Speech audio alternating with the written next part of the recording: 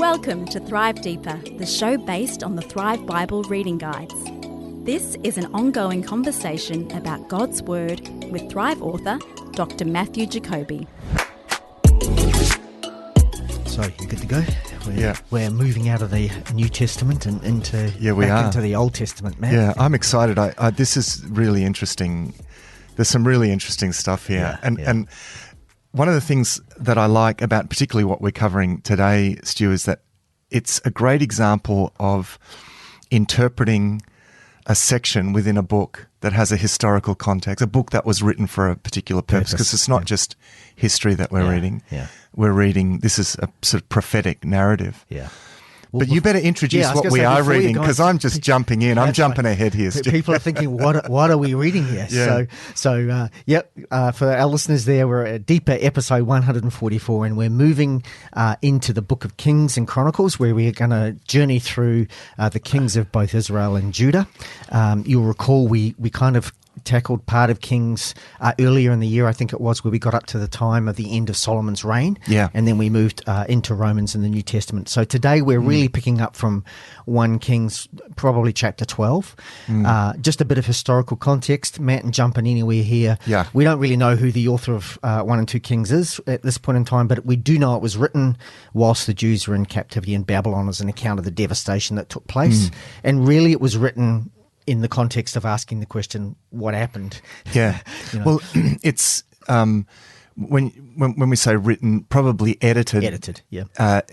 You probably have a prophetic editor, because of course we know that Ezekiel went into exile, and so probably someone in that prophetic circle is putting this together from using official records. Exactly. Both official court records, but significantly also prophetic records. And those are actually footnoted not actually footnoted, but they are referenced actually throughout the story of Kings. The rest of the events, are written in, and it's either the books of the annals of the kings of Israel and Judah or the records of the prophets such and such. Yep. That's right. And so it seemed at that time, while these guys are in exile in Babylon, it seemed like this was the end of the Jewish nation's kind of identity as the people of God. And so the writer is, or the collector of the histories here, is kind of trying to identify, how did we get here? Where did we go wrong? Yeah. So the books of 1 and 2 Kings really end with, up to chapter 11 anyway, end with the son of Solomon, who obviously united Israel and began to build the temple, which we saw in the early part of Kings. Then some 30 years, not even maybe, what are we? No, about 70 years later, the nation was split into two. Yeah. The 10 nations formed the northern kingdom, which became known as Israel, and then the Judah was the other kingdom under the Davidic King of Rehoboam, which we're going to come to in a minute. And that's, of course, where you get the term the Jews, is of the tribe of Judah. Yep. That's right, yep. And then obviously we're going to move through the nation of Israel, were then attacked later in the latter part of Kings. We'll come to that later, by the Assyrians, and finally the nation of Judah also was taken into captivity. Yeah. By So just let me put a couple of big red underlines under a couple of things that you said there. So, the northern kingdom, they are going to be completely wiped out by the Assyrians. Yep. That is a disastrous event. I mean, this is the most part of the original peoples that came out of Egypt under Moses. So, I mean, that's an important event, and the stories that we're going to read today, in a sense, explain how it got to that. Now, that was in around 721, 22. Yep. Then a couple of hundred years later, the same thing essentially happens to the tribe of Judah, the Jews. Babylonians come in, completely decimate the city. They go into exile. Now, the northern kingdoms, we never really hear from them again. We do, of course, follow the story of the Jews in exile in Babylon. And it's hard to overstate how important an event this was for their identity. I mean, it's a crisis of identity. We're out of our land. Our temple and our Jerusalem has been destroyed. So this is a book that's written to answer those questions. I think that's Absolutely really underscoring that. And that's going to be important for some of the things we're going to read today. Yeah, exactly too. right. Yeah. And then, of course, the Chronicles, which we're also interleaving here, is a different perspective. So this was written... Yeah, probably about 100 years later. Yep. Yeah. And written from the perspective of let's make sure we don't find ourselves back there again. Yeah, that's right. Yeah. And there's some, there's some issues of rebuilding and has God really... is God really still with us and that kind of thing? Yeah, So, exactly. Yeah, so that's good. So let's kick off then, Matt. Yeah. Chapter 12, I think we're picking up. I think you want to go back before I that? think I think it's important to just pull a few important facts out of the life of Solomon. Yeah. Because what we're going to read today is the story of the division of the kingdom. Essentially a revolution occurs. Yeah. But the seeds of that revolution were sowed during Solomon's reign, of course. One of the things that Solomon did in his efforts to source the income he needed and the labor that he needed for his significant projects was that he had to divide the original tribal confederacy with its tribal areas. He divided them, he cut across those tribal divisions, and he created administrative districts. Right. He was a real politician, real administrator. Now remember, part of what he did, of course, was, and the most important part was building the temple.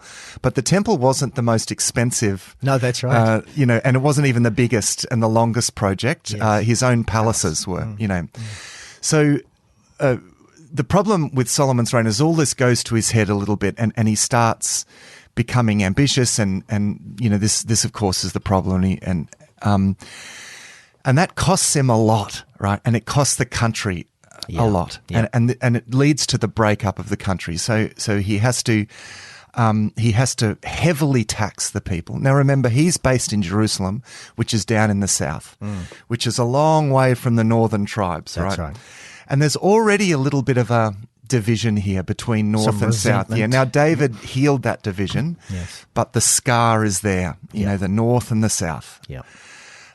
So it's a little tenuous anyway.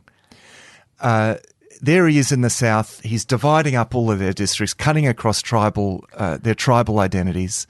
He's overtaxing them.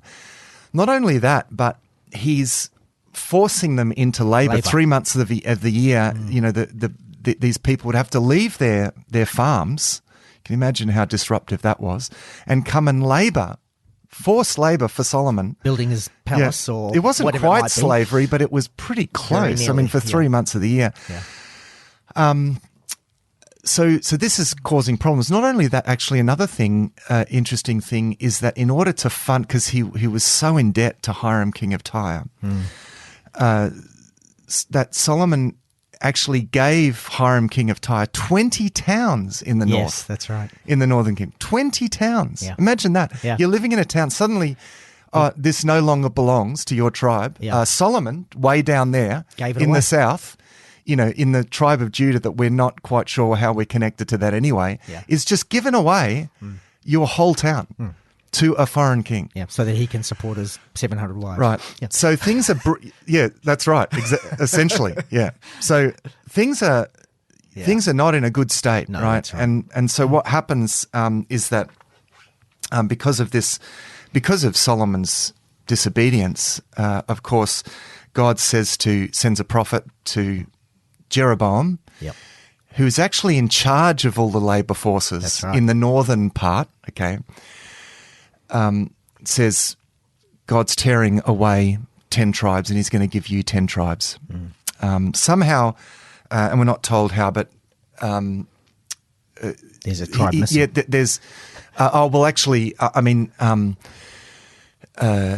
the sort of Judah and Benjamin sort of become one really. Okay. They're sort of absorbed into each other. It's a bit complicated.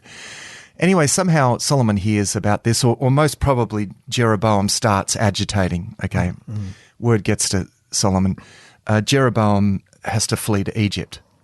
That's right. Okay, so So then this is where we get to it. So Solomon passes away. His son Rehoboam takes over. Now Rehoboam's been brought up, in the luxury. That's right. Of Solomon's kingdom. He's an absolute spoilt brat. He doesn't have he doesn't have the wisdom of his father, nor the political nous. So Jeroboam comes back. So he actually goes up to Shechem, which is kind of the capital of the north. I mean, eventually Samaria is going to become the capital of the northern kingdom, but Shechem is a very important place. It's where Joshua reconfirmed the covenant with Israel, and so this is makes sense. I'll go there for the coronation. Yes. And a bit of a political move. Yeah, it's a bit of a political move because he knows we can appease this kind of unrest that's there, and he knows that there's unrest. So I'll go there and I'll be crowned there. Yeah. I mean, he sort of gets that right, but he's pretty stupid with the next bit. Yes. Because Jeroboam comes back from Egypt after Solomon's death, leads a delegation to Rehoboam, says, listen, your dad, he put heavy burden on us. Let up, all right? Yep. And you can be our king, but just let up. Take this burden, taxation burden, labor burden, lift it off us. Yep. And he wasn't asking, I don't think he was asking for them just to have nothing at all. He was just saying, ease up a little. Oh, it's yeah. We understand we need to invest in the whole kingdom. Yeah, that's right. But you're treating us really badly here, Yeah. And stupidly, Rehoboam's advisors from the Solomon era, who probably saw this all crumbling, said, mate, go for it. You need to ease up. You need to ease up on these people, otherwise it's going to be trouble. He doesn't listen to them. No. He gets together with his mates, who were also probably brought up in the blue, so to speak, in the court, and they say, no, and they were probably just telling him what he wanted to hear anyway. In reality, probably, It's like, so, he says, well, actually, no, I'm gonna make it worse. That's right. I mean, the stupidity there is baffling. But and so, of course, then there's this rebellion. They flee away. They rebel. They actually Rehoboam's head of labor up there. Right. They stone him to death. I mean, Rehoboam manages to get out just with his life, but he narrowly escapes. So there's a rebellion here. And it's interesting. Rehoboam asks, the veterans from his dad's kind of era, but also but he never inquires of the Lord. You never see a reference there where he actually sought God's wisdom. No, that's right. Absolutely. It's just the people around him, basically. Yeah. So Rehoboam goes back down south, musters an army, gets ready to go to war against the northern kingdom. To his credit, I mean, a prophet comes to him and says, no, this is of the Lord, don't do that. And so he actually doesn't. So important to note there that Jeroboam at this point in time is crowned the king of the northern confederacy. Yeah, that's right. And so that's when Rehoboam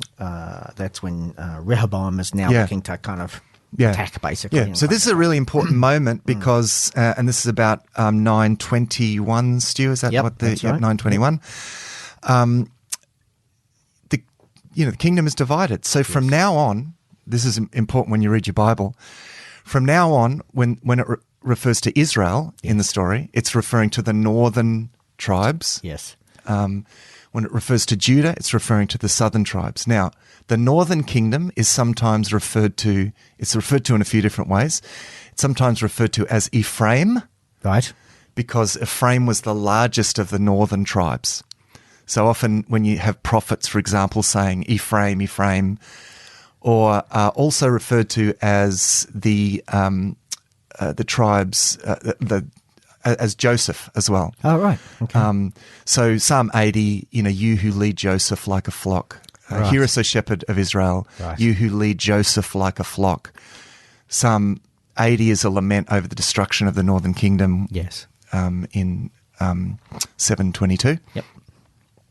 And he refers to the northern kingdom as Joseph. And that's because the two sons of Joseph, Ephraim and Manasseh, they, again, they're the biggest tribes. Yeah. So that's great. So that's just, that's important because, the language now changes. Israel doesn't refer to what it refers to in the time of David or in the time of Moses. Yep. It now refers to the northern kingdom. And there's going to be they're fairly fraught relation. Sometimes they're gonna be reasonably united and work together.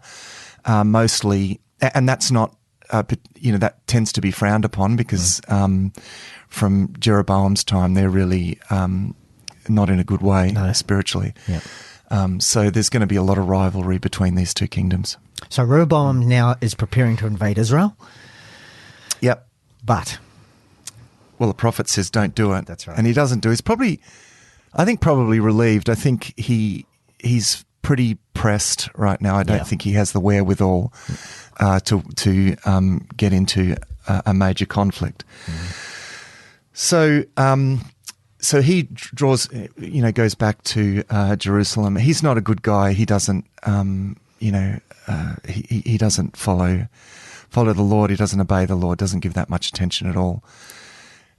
People kind of fell into paganism, really, and took up the Canaanite religions that were all Yeah, that's right. And Solomon is allowing this stuff to grow up. Remember, all of these wives, they're pagan wives, and they've got, they are, they've got some influence, and so they're able to establish these pagan shrines, all probably suitably staffed. Yeah. So it's all there. I mean, and it's the legacy of Solomon that really Rehoboam has kind of that's right. inherited. Yeah, exactly. Yep.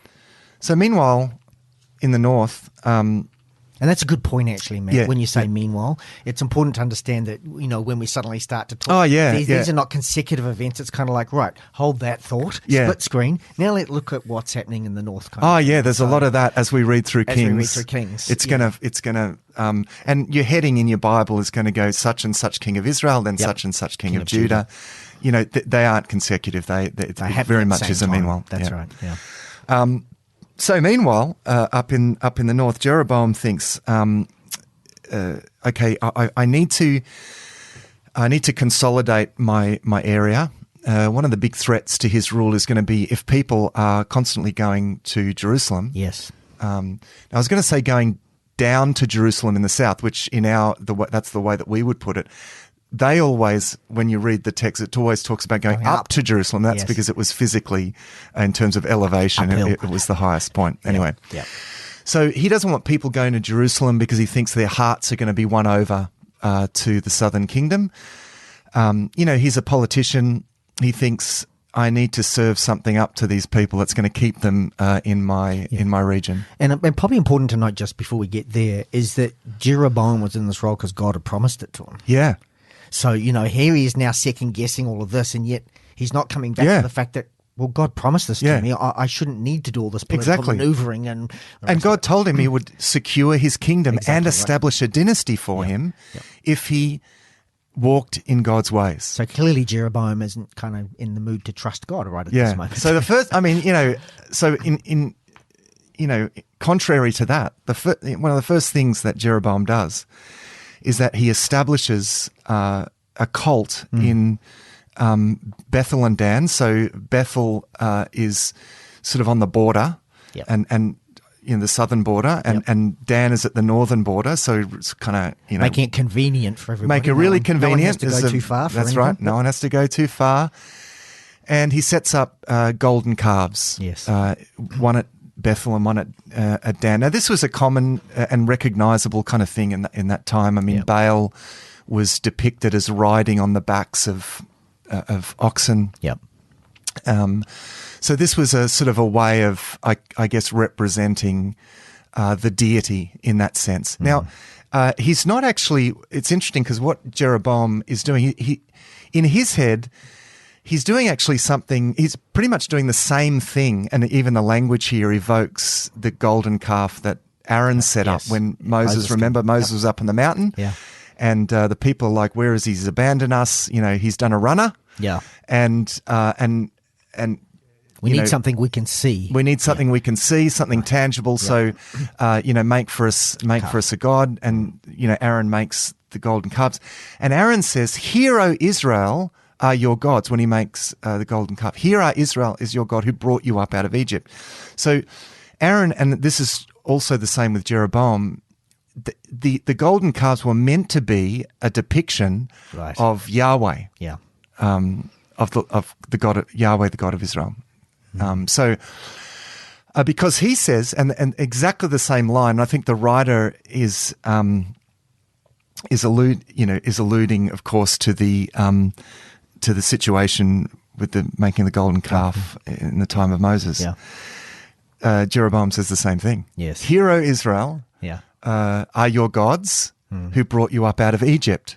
So he's basically breaking the second commandment. The first commandment is, you shall have no other gods apart from me.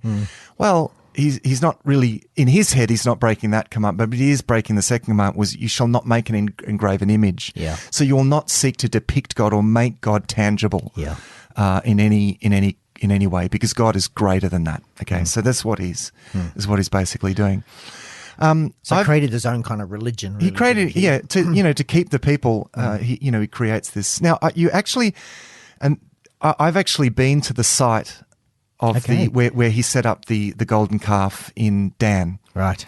Dan is that's been significantly excavated up in northern Israel at the moment. You can go there. It's the old town. You can see the old walls of the town. It's amazing excavation. You can see the old walls of the town. You can see the divisions of the houses. You can see the original gate. That is the oldest part. It's one of the oldest standing buildings in the world. In fact, the gate to the old town of Benjamin. Wow. And to the north of the town is an altar. Is it like a full altar, which is where Jeroboam, and it's there. Yeah, and they've got and what they've done, they've built out of steel. They've kind of built, like what the altar would have kind of looked like, because it's just the base of it. But there's significant ruins. I mean, you can see, there's a lot left, and it's still there to this day. It's really interesting thing to see. So Jeroboam, just before we move off Jeroboam's kind of religion here, or cult that he's created here, so he obviously changed the object of worship, by bringing the calves in. He also changed the place of worship, because he moved it where God had said, my name will be in this place, in Jerusalem. He now moved it to these other places. So, he appealed to people's convenience rather than where God had placed his name, essentially, which we heard when the temple was built. But he also changed the leaders of the worship, because it used to only be the Levites, and now he actually intentionally excluded the Levites. It would seem anyway. That's right, and probably again a political move, because their boss is the high priest down in Jerusalem, right? Exactly. So that's not going to work for him. So again, not trusting God on his promise. And actually deciding he has to take matters into his own hands. So he, puts together his own priesthood, and he also builds, various shrines on high places, and he really makes sure they've got, what they, what he thinks they need. Well, it's really what he needs to stop them going down south. This sin is going to be referred to now throughout the book of Kings, when each king is given an assessment, such and such a king did right in the eyes of the Lord, or was was evil in the eyes of the Lord, and all of the Israelite kings, they're all pretty bad, but they're all assessed in terms of the sin of. We'll often say such and such a king followed in the sin of Jeroboam, son of Nebat. And so this. So he sets something up that is going to really lead to the demise. This is where the demise of Israel really begins. What did you think of the story, Stu, in chapter 13? Of the prophet? The story of the prophet. Yeah. What a weird story, Yeah, weird story for sure. Absolutely. This is where this is the relevance, Stu, of the context in which the book was written. It's going to help us to interpret this story and what on earth is going on with this strange story. So let's just perhaps summarize the story.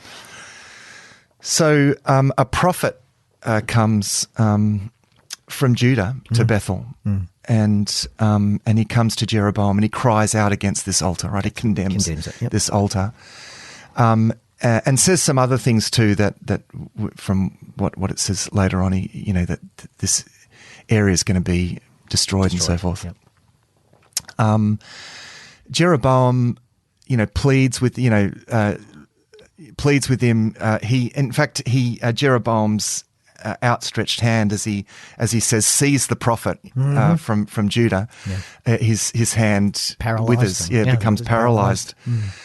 You know, he pleads with the prophet. His hand gets healed. He thinks, okay, maybe if the prophet can do that and take away God's judgment from my hand, maybe I'll invite him around for dinner. Yeah, I'll invite him around for dinner and I'll give him a gift. Right? Just a little bribe here. That's right. To see if I can get him to reverse this judgment. Yeah. So he offers him this. The prophet says, actually, no, God's worded me up about this already, and I'm not to, that there's strict, and this is important, God had given him strict instructions that he's not to stop and on the eat. way back. Not to eat with anyone in that territory. Now, think, gee, could have been hungrier, but this is not about just him being hungry, actually eating with someone, because in a sense, because of the idolatry that had been established in that realm, under Jeroboam, this has become an unclean area, right? Yeah. So I don't want you fellowshipping with these people. I don't want you... but also eating was endorsing in a sense to some degree as well. It's a symbolic thing. Yeah, it was a sign of acceptance. And so God said, I don't want you, I don't want you doing that in this area. So he leaves. And anyway, as he leaves, there's this old prophet in the area. Is this prophet, is he a legit prophet? Is he a sort of false prophet? Is he a kind of pagan seer that's still, we're not really told, sure. but we are told he's a prophet, and he does actually prophesy something. God uses him to prophesy something genuine. Yes. But in this case, he probably has the same concerns as Jeroboam, and I think this probably explains his behavior. Okay. Because his sons tell him, this prophet came from Judah and prophesied against these shrines and I mean, maybe this prophet had some vested interest in that area. Certainly, if that area was going to be destroyed, that probably he saw some implications for him. Yes. So maybe it's quite likely that he then thinks, I'll see if I can intercept this prophet and pretty much do the same thing. Yes. Maybe I'll see if I can get this guy to take away this judgment. Yeah. So he invites him around for dinner. Prophet gives the same. I've been told I can't. So the old prophet lies to him. Yeah. Says, well, actually, God, an angel of the Lord spoke to me and said, no, you've got to come to my place for dinner. So the prophet says, okay. I mean, he doesn't inquire of the Lord. No, that's right. Yep.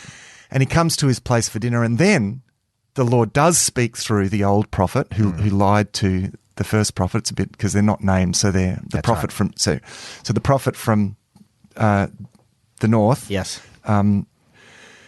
Prophesies to this man of God from the south and said, because you disobeyed the word of the Lord and eating at my place, even though it's his fault, it's a really ironic situation because this guy lied. It got him to stay at his place, and now suddenly he's prophesying against this man of God because you did this. You are not going to be buried with your fathers down in Jerusalem, but you're going to die here in the north. Yeah. And he goes away and he's attacked by lions.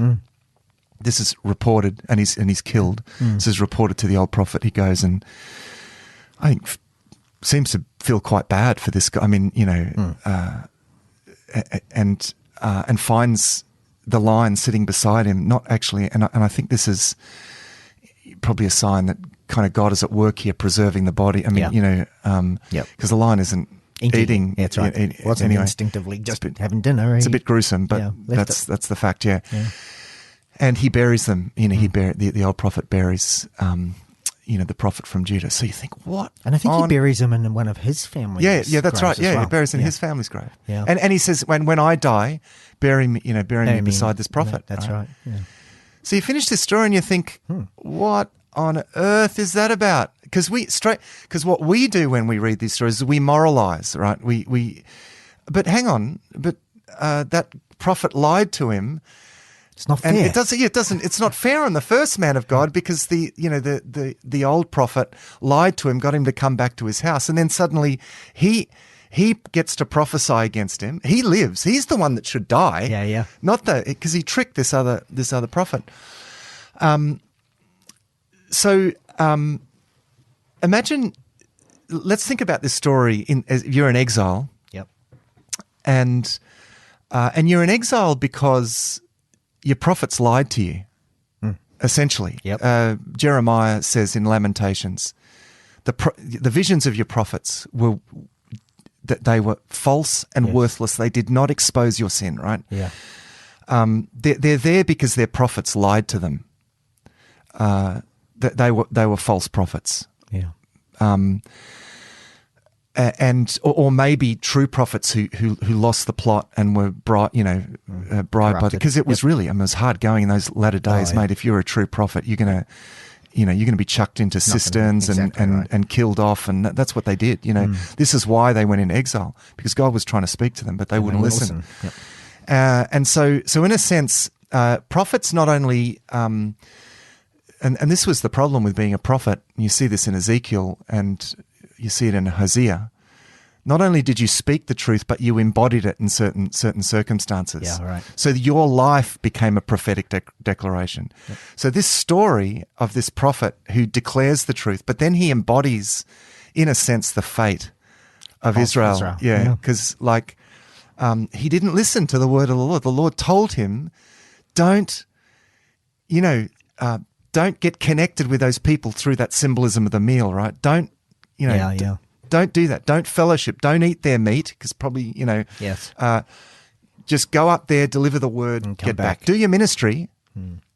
So be there, but don't get, drawn into that. Yep. Well, he did. Yes. And he did because, he bought a lie. Another. Yep. Didn't listen to the original thing that God said, and so he actually dies, and he's not buried with his fathers in Jerusalem. So for the exiles, the fate of this prophet, this is kind of prophecy of the nation. Yeah. in a sense. This is what's going to happen to this people who really are, they are the carriers of God's word to the nations. There's a prophetic calling on the Jewish people, and they, and so this story is sort of highlighting again the big question that you said the Book of Kings is written to answer the question: how do we get here? What went wrong? Yeah. Well, this is a kind of prophetic story of what went wrong. Yeah. That's why that's why understanding something about the purpose of a book and why it's written, it helps you, it can make a lot of sense about what they chose to include in these stories. And even the thing that gets me is, even after all of this, what happened at the altar, what happened with the prophet. Jeroboam didn't change his ways. He just carried on, even with all of that before him, even with the prophet. He still ultimately just carried on with his fake religion, and because that's what politically and expediently suited him, Yeah, I think that there was just, he just cornered himself in the end, and he's just committed to that. And I know we can think, Jeroboam, how could he possibly do that? But man, you're the temptation to want to keep what God has given you through your own means, and to establish your own security and do things in these sort of political and very human ways. It's a temptation that we all struggle with. And very quickly, it's interesting that most secular historians actually probably regard Jeroboam as having a reasonably successful reign. Yeah. It's only the biblical narrative here that says no, because we're doing things God's way, not the world's way. In one sense, he does have a fairly successful reign. He's a smart guy, and he's a good politician, and so so they actually they actually start to become quite a wealthy nation. And this is part of the problem, is because things are going well. They think, we must be going well if we're prospering. We must be going well spiritually, and that's something that prophets like Amos and so forth are such a good point. Are going to speak against. You're actually not going so well. Yeah, that's right. So it's a really interesting moment. There's a story here in chapter 14 where Rehoboam's son falls ill, and his wife disguises herself and goes to see the prophet Ahijah. And it's interesting because here, Ahijah, in a sense, these books are very interested in prophets. The prophets are now really coming to the fore. Yes, and so we see that in that story of the prophet, and now we have another prophet who is actually blind at this stage, but she thinks she's going to pull the wool over his eyes. Yeah. So this is another case in where this is an attempt to trick a prophet, right? Yes. But Ahijah, he's actually blind, so he can't see anyway. Yeah. So her disguise is pointless. And right? even though he can't see, he says, "What's with the disguise?" Yeah, so that's God right. had told him. So God had told him. Yeah, that's right. And this is where you get this prophecy against Jeroboam. He said, "Look, not only is her son, God's not going to save her son, even though actually he says he's the only good one. Yes, that's right. But I'm not going to save him. Yeah. I mean, essentially, God is taking him, but because this son is good kind of now, but the environment's probably going to corrupt him." She says, but and this is where you get the prophecy that Jeroboam's so Jeroboam's dynasty is going to be cut off, and Jehu is going to do that. We'll read about Jehu soon. Yeah. So remember, God had promised Jeroboam, "I will if you do it my way, I'll establish a dynasty, just like the Davidic dynasty. I will establish a dynasty for you." Yeah, that's really important for people in these days. A dynasty that your sons would rule on your throne after you. Here, the prophet says, "I'm going to cut off your whole family. There'll be no dynasty of Jeroboam. Now there'll be a very negative legacy. Yeah. But there'll be no dynasty. And not only that, but the northern kingdom is going to be destroyed, and it's going to go into exile. Scattered, this kingdom's going to go into exile, which of course happens about a couple of hundred years later. And it's catastrophic, it's, and we'll read to that when we get to read about that when we get to 1 Kings 17. So we finish with a kind of summation of Rehoboam's rule. And perhaps we'll say a little bit more about that next week. But he's not a good guy. He doesn't follow the Lord. It's a sad situation now. Situation in which you've got these two kings. They've all turned away from God. And it's it's a pretty dark time that we plummet into here. But all of this doesn't begin now. This begins back with the choices of Solomon. Yes, and that's what the writer of Kings wants to see, that the choices that Solomon makes actually sow the seed for what happens in the next generation, because things really plunge into darkness in the next generation, and it just shows the importance of our decisions, that our decisions, the decisions that we make in our lives, have multi-generational consequences. It wasn't just the case then, it's the case now, which means that we, not only for our sake, but for the sake of our children and their children and their children after them, it's so important that we trust God and do what He says. Thanks for listening to this episode of Thrive Deeper. Our home on the internet is thrivetoday.tv. You can contact us, ask questions, see all our resources and much more at our website thrivetoday.tv. We really appreciate the questions and thoughts about what you're reading as we go through the Bible with Thrive. Until next time, our prayer is that these shows will inspire you to go deeper and thrive.